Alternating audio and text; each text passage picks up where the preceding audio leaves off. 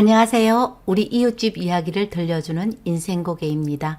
또 한 해가 가는 12월입니다. 12월에는 한 해를 보내며 그 해의 괴로움을 잊고 새롭게 시작하자는 의미로 망연회를 합니다. 망연회 문화가 많이 변했지만 그래도 먹고 마시는 것은 여전히 이루어지고 있습니다. 아들하고 며느리는 연휴를 이용해서 손자하고 장인, 장모와 함께 해외여행을 떠났습니다.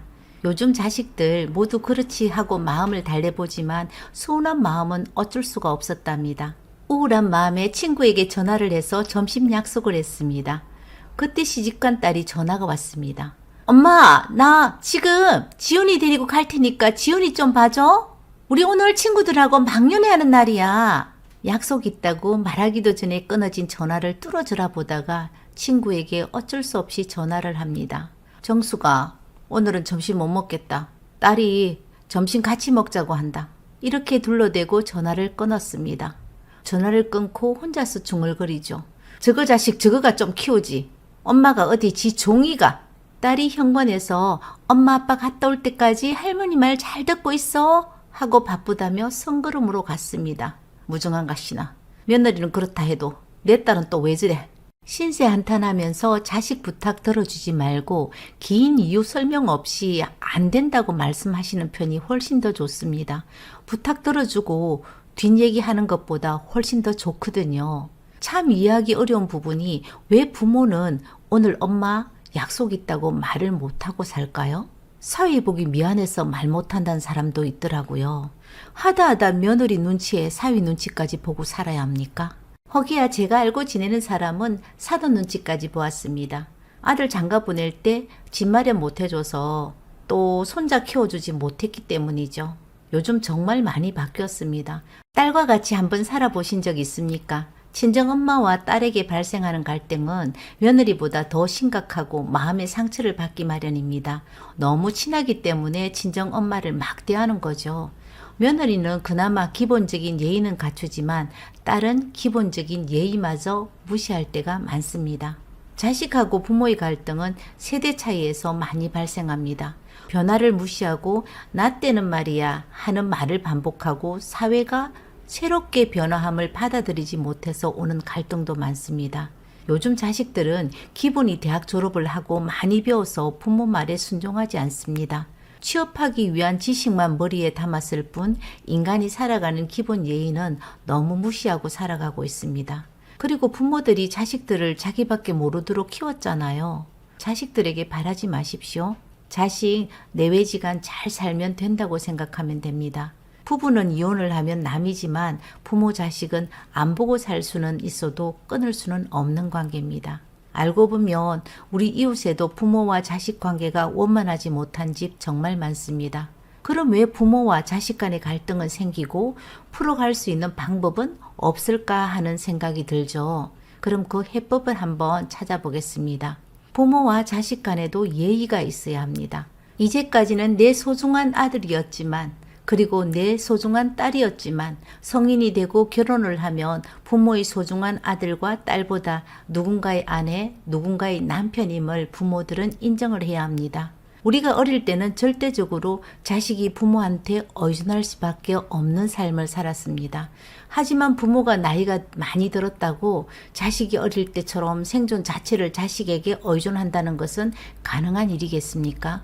부모가 자식들에게 너무 지나치고 의존적이면 자식들 부담스러워합니다. 늙으면 자식이 아니라 혼자 독립적으로 살 수 있는 방법을 마련해야 합니다. 얼마 전 손님이 가방 속에서 종이 한 장을 꺼집어내면서 한번 읽어보라고 했습니다. 규칙 1. 예고 없이 집에 방문하지 않는다. 규칙 2. 아파트 비번이나 현관 키를 요구하지 않는다. 규칙 3. 집에 방문했을 때 냉장고 문을 함부로 열지 못하고 청소 상태나 기타 살림사는 방식에 대해서 말하지 않는다. 규칙 4. 방문 시 자고 가는 것은 안 되고 머무는 시간은 2시간 이내로 정한다. 규칙 5. 자식이 방문 요청할 때만 방문을 하기로 한다. 규칙 6. 식사는 외식을 기본으로 한다. 이게 뭡니까? 지금 아들 집에서 이 종이 쪼가리에 이름 쓰고 한 장 받아온 거라 얘. 좀 인정이 없어 보이지만 이런 이유로 갈등이 쌓여서 싸우는 것보다 현명한 방법일 수는 있겠네요. 무슨 소리 하고 있는겨? 아들 결혼하고 5년 만에 오늘 처음 아들 집에 왔거든요. 이쪽에 개추하고 혹시나 하는 마음에 아들에게 전화를 했는데 어쩐 일로 집에 있는 기라에 와도 된다고 하지 않겠습니까? 그런데 들어가니까 집안은 개판이고 며느리는 벌써 얼굴에 니 왜 왔냐? 하고 표시가 났습니다. 잘못 왔다 싶었지. 나 때문에 싸우면 안 되겠다는 생각에 자리에서 일어나는데 방에 있는 며느리가 이 종이 쪼가리를 가지고 나왔지. 엄빈이 아빠하고 의논해서 조금 전에 만들어놓은 규칙인데 어머님이 읽어보시고 사인 좀 해주셨으면 합니다. 저것들 결혼하고 5년 만에 처음 온 시어머니가 이렇게 부담스럽고 싫다면 나도 너희들 보기 싫다는 마음에 지금 여기로 왔는 거라 예. 우리 집 좀 팔아주이소. 저 집 내 집이라 예. 나도 자식에게 이렇게까지 하고 싶은 마음 없지만 괘씸해서 이 집 팔기라요. 요즘 며느리라고 생각해도 조금은 지나치다는 생각은 들지만 여기서 우리가 다시 한번 기억해야 되는 것은 결혼한 자식은 남이다. 자식 가정이라도 잘 유지하고 살아주는 것만 해도 고맙다라고 생각해야 된다는 것이죠. 엉망으로 살림을 살아도 밥을 해먹지 않고 배달을 시켜 먹어도 우리 부모 세대보다 더 잘 먹고 살아가고 있습니다. 자식 걱정하지 말고 우리 걱정하고 살면 되는 겁니다. 이 모든 것이 대화하는 방법을 몰라서 일어나는 것이거든요. 같은 세대를 살아온 부부도 살면서도 대화가 안 되는 경우가 얼마나 많습니까? 제 같은 경우는 참지 않으면 하루에 말 때문에 30분은 남편하고 싸울 수 있습니다. 우리가 살아가는데 대화는 정말 중요합니다. 부모가 자식에게 하는 대화는 하셨던 말씀을 반복한다든가 아니면 자꾸 지적을 하려고 하고요. 자식은 부모 말을 반은 무시하고 듣죠. 요즘 자식들 부모보다 더 많이 배운 사람들 많을 겁니다. 애써 많은 돈 들여서 공부시켰더니 아버지, 엄마가 뭘 안다고 하면서 무시하는 자식도 많습니다.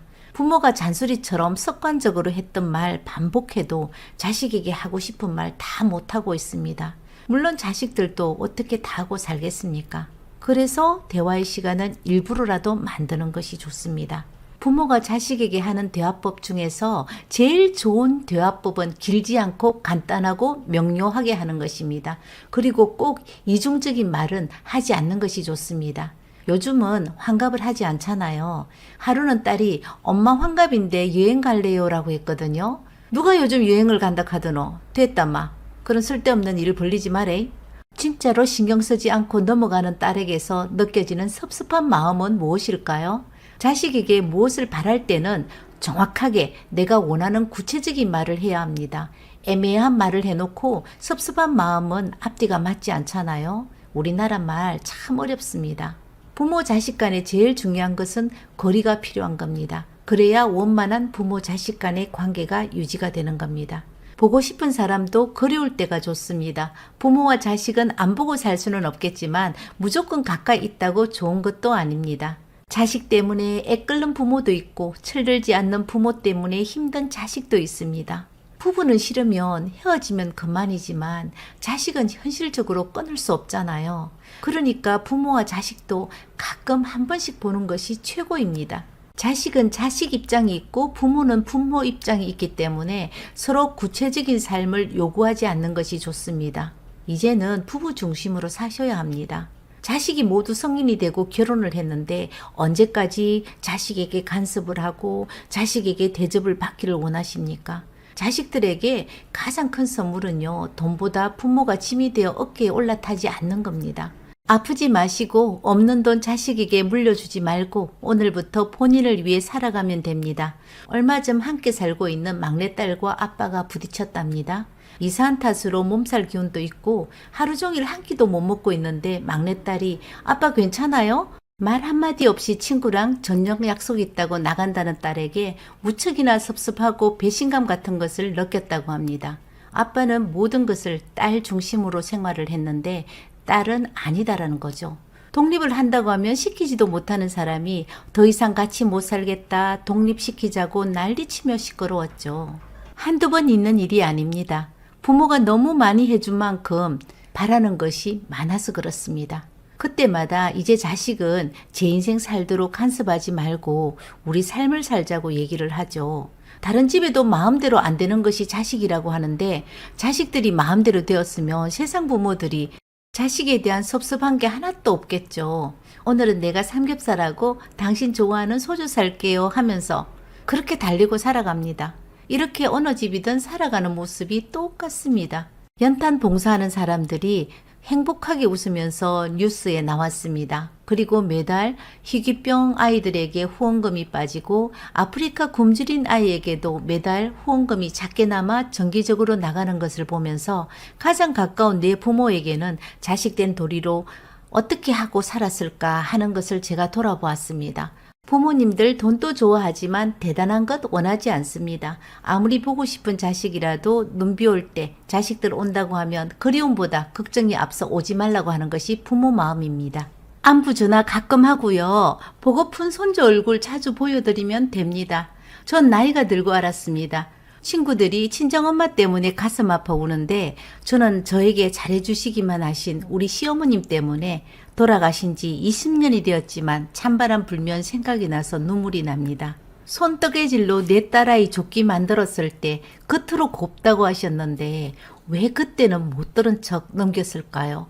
찬바람이 불어오는 겨울이면 전 너무 후회를 많이 합니다. 용돈 드리고 마음만 있으면 자식 돌이 다 한 줄 알고 살았거든요. 살았을 때 잘하셔야 합니다. 오늘 인생고개 여기에서 마치겠습니다. 감사합니다.